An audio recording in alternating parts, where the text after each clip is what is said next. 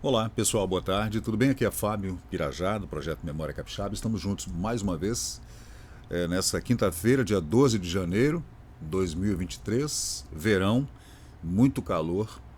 Agora de manhã, vindo aqui para o estúdio, estava dando 30, sensação de 33 graus, bastante calor mesmo.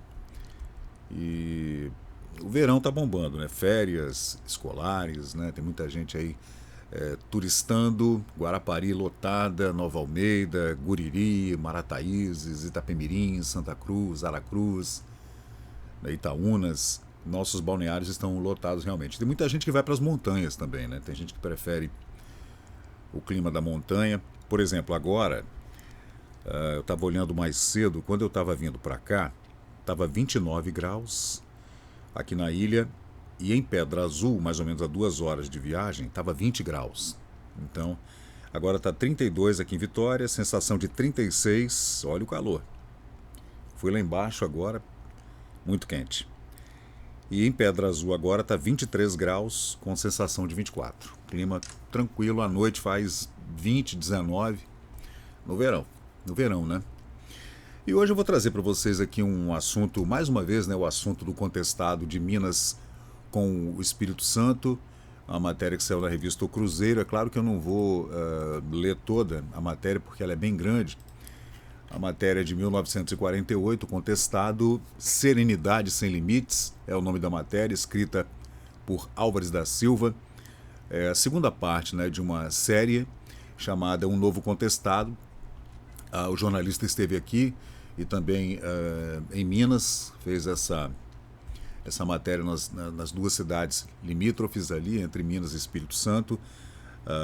Contestado esse que já durava, né, mais de um século, inclusive tendo como Rui Barbosa advogado pelo Espírito Santo na década de 1910.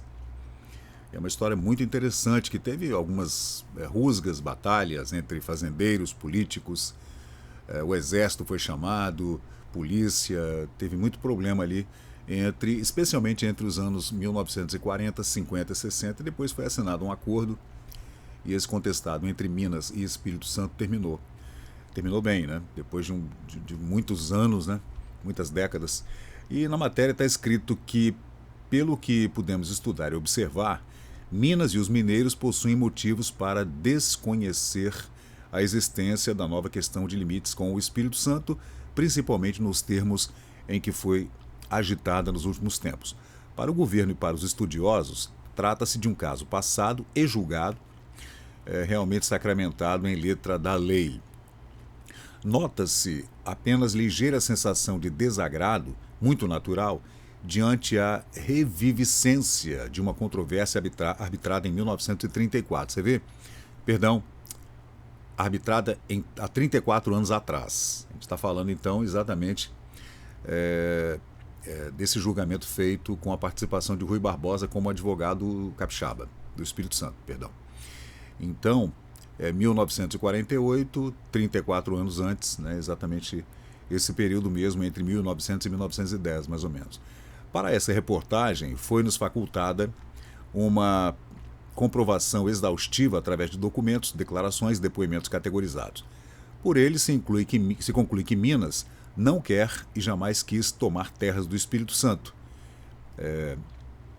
Pequeno somente territorialmente. Está dizendo que o Espírito Santo tinha uma relevância, um poder político, né?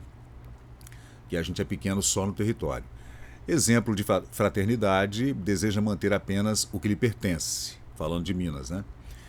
Conhecemos bem os anseios de evolução e engrandecimento do novo operoso Espírito Santo. Nessa época, o nosso governador era Carlos Lindenberg, né?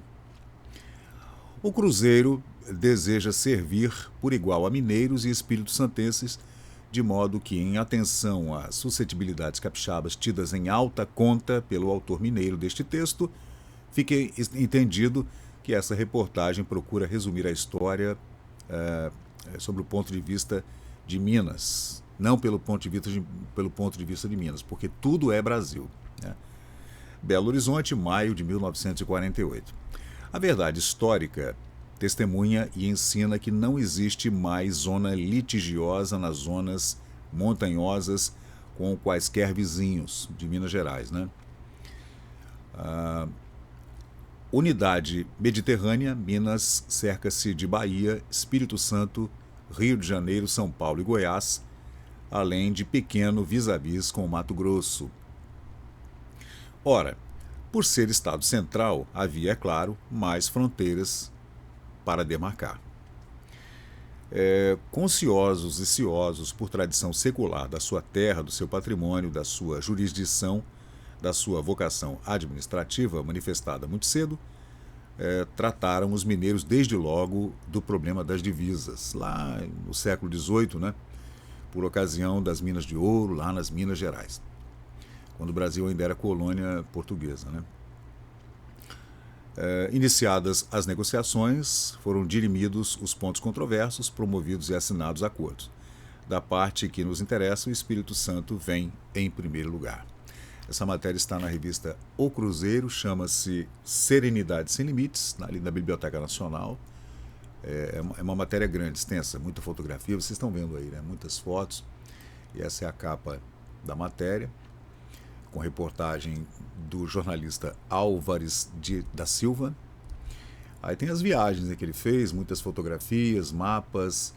Aí você vê o Pico da Agulha, e fazendo a divisão entre Minas e Espírito Santo. Tá lá as divisas, ó, Rio de Janeiro, tá vendo, com essas estelas, né? Isso aí. E aí as reuniões, né? Sempre ali o problema entre Barra de São Francisco e Mantena. Aí tá a Barra de São Francisco, tá vendo? Esse era o chefe de polícia na época, Campos Cristo. Aí o capitão José Meira Júnior, observador da fronteira. Aí o prefeito de Mantena, José Fernandes Filho, em 1948, Milton Campos, governador de Minas Gerais na época. E é isso, gente. Esse é mais, né, uma curiosidade que a gente vem trazendo aqui no Memória Capixaba para você. Lembrando que o Espírito Santo também teve litígio com a Bahia e também com o Rio de Janeiro. E todos foram sanados, né? E nós temos esse recorte do estado do Espírito Santo já pré-definido pelo menos há 60 anos.